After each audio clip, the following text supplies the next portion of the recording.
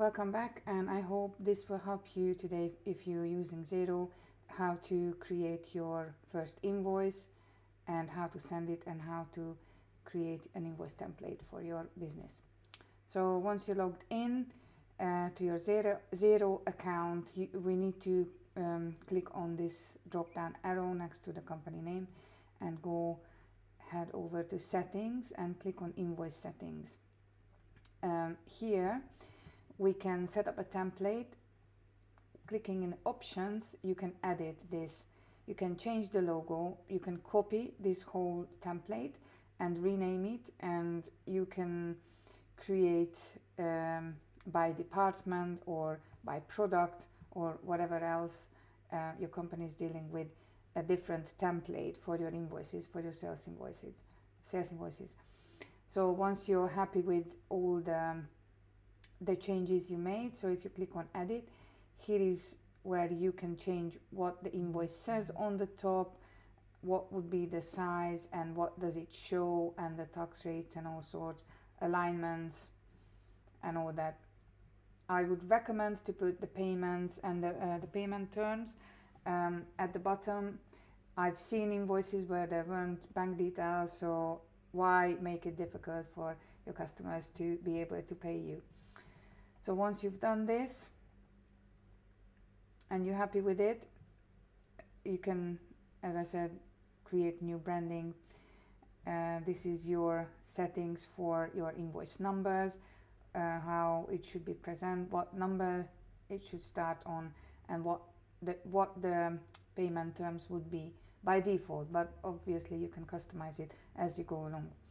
You can customize your invoice reminders here.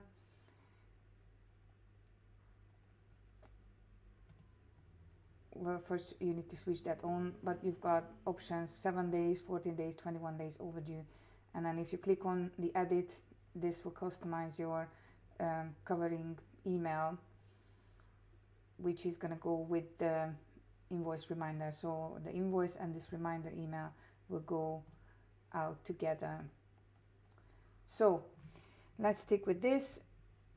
Basically, once you're happy with your invoice settings, you can preview how this is going to look like on a computer and how it's going to look like on a mobile. And as I said, once you're happy with it, you can go ahead and create your first invoice. Clicking on a business and invoices, this will take us to the sales and invoices and customers page. This is already the demo company have some information, some data populated, so they created some drafts. This is, for example, something you've sent out as an estimate or a quote, or you haven't sent out at all, just create it for yourself. And once you're happy with it, you can always approve and send. So we have 2 invoices in the draft, which we already started or somebody started to create for us. Once we open them, we can approve an email, or we can just approve, or approve and view and next and print, or whatever options we've got. We can all do that. So for example, we're gonna approve an email. So basically, we've got our invoice ready. This is how it's going to look like. And I always suggest to click the attached PDF to the email, so they receive the PDF format as well. And then here is your email, which you can also customize what you send out your emails with, your invoices with. So this email template is customizable, but if you want to even more customer specific details, then you can just overwrite in here. So if you want to delete this, you can do that. If you want to add anything else, you can do that.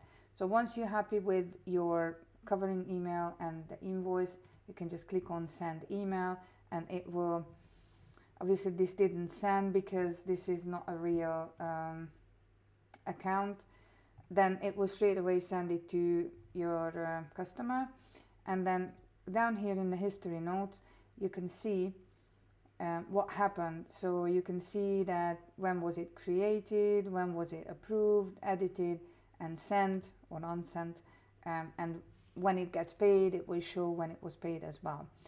So heading back to invoices, this was an already created draft, which we just approved and sent. Now creating a new invoice is a bit more steps, but it's very easy as well. So let's say we don't have this contact here, so we're gonna send an invoice to John Smith, and then it's not in our database, this contact.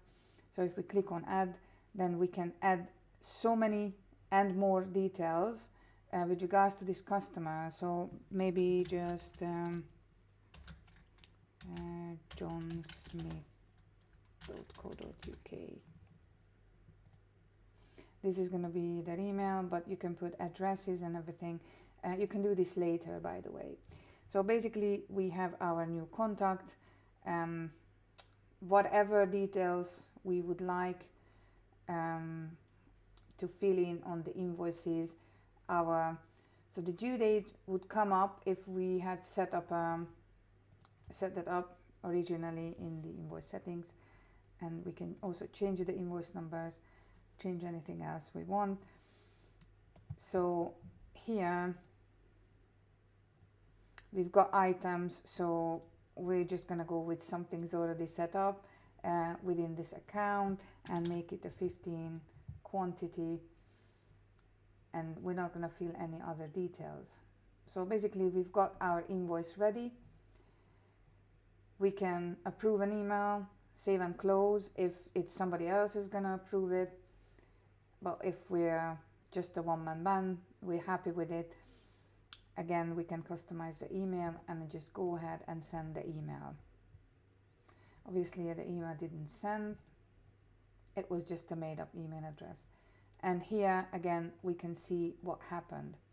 Now just quickly, if we go back to the invoices, which is already here, say the paid column. As I said, this is a demo company, so this thing's already been populated. So I'm just gonna click on randomly on an invoice and see what happened with it,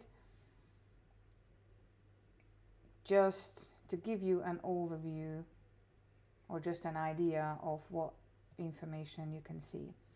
So see, it was created, sent, and paid, and then the payment reversed, and then paid again. Something happened with the payment allocation, I guess. By the way, this wasn't me. But because it's me logged in, the system is showing on the demo company that it was me. Anyway, you've got all the history here. So you can see if the email or the invoice wasn't sent, or was paid or wasn't paid, and all that details. So I hope this helps with creating an invoice on Xero. Thank you.